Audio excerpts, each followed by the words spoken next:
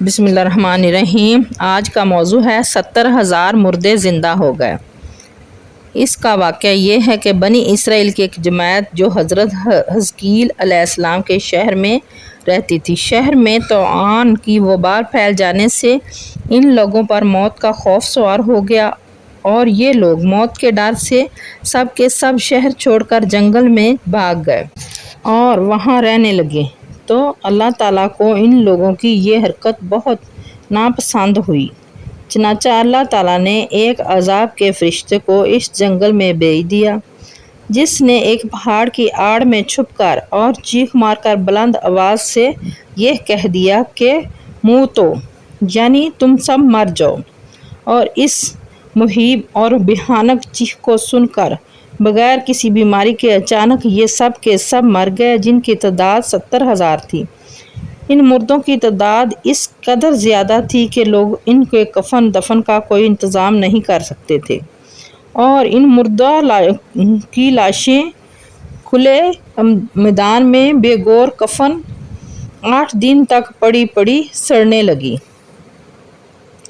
اور بے انتہا بدبو پورے جنگل بلکہ اس کے اطراف میں پھیل گئی۔ کچھ لوگوں نے ان کی لاشوں پر رحم کھا کر چاروں طرف سے دیوار اٹھا دی تاکہ یہ لاشیں درندوں سے محفوظ رہیں۔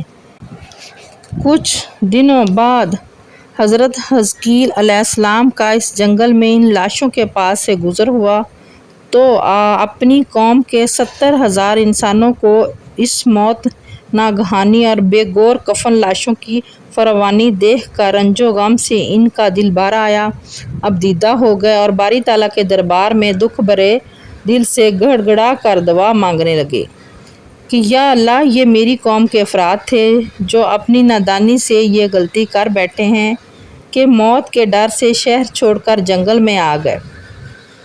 یہ سب میرے شہر کے باشندے ہیں، ان لوگوں سے مجھے محبت ہے اور یہ لوگ میرے دکھ سکھ میں شریک ہیں۔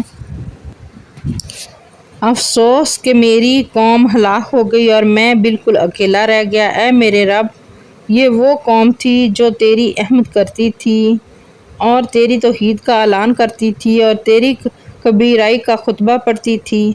آپ بڑے سوز و دل کے ساتھ دعا میں مشغول تھے کہ اچانک آپ پر وحی اتری کہ اے حزقیل علیہ السلام، آپ ان بکھری ہوئی ہڈیوں سے فرما دیجئے کہ اے ہڈیوں، بے شک اللہ تعالیٰ تم کو حکم فرماتا ہے کہ تم اکٹھا ہو جاؤ۔ یہ سن کر بکھری ہوئی ہڈیوں میں حرکت پیدا ہوئی اور ہر آدمی کی ہڈیاں جمع ہو کر ہڈیوں کے ڈھانچے بن گئے۔ پھر یہ وحی آئی کہ اے حزقیل، آپ فرما دیجئے کہ اے ہڈیوں، تم کو خدا کا حکم ہے کہ تم گوشت پہن لو۔ یہ کلام سنتے ہی فوراً ہڈیوں کے ڈھانچوں پر گوشت پوشت چڑھ گئے۔ پھر تیسری بار یہ وحی نازل ہوئی، اے حزقیل، اب یہ کہہ دو کہ اے مردو، خدا کے حکم سے تم سب اٹھ کر کھڑے ہو جاؤ۔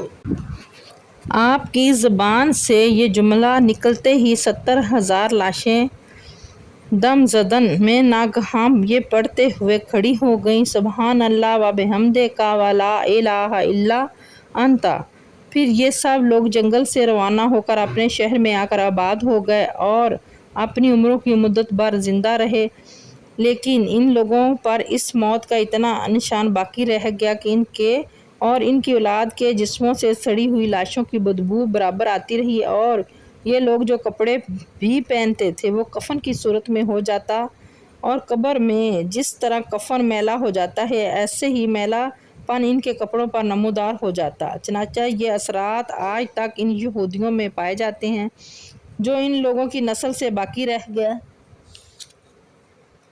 یہ عجیب و غریب واقعہ قرآن مجید کی سورۃ بقرہ میں خداوند قدوس نے اس طرح بیان فرمایا ہے، اے محبوب، کیا آپ نے ان لوگوں کو نہیں دیکھا جو اپنے گھروں سے ہزاروں کی تعداد میں موت کے ڈر سے نکل بھاگے تھے؟ تو اللہ تعالیٰ نے ان سے یہ فرما دیا کہ تم سب مر جاؤ۔ پھر اللہ تعالیٰ نے انہیں زندہ فرما دیا۔ بے شک اللہ تعالیٰ لوگوں پر فضل کرنے والا ہے، مگر اکثر لوگ ناشکرے ہیں۔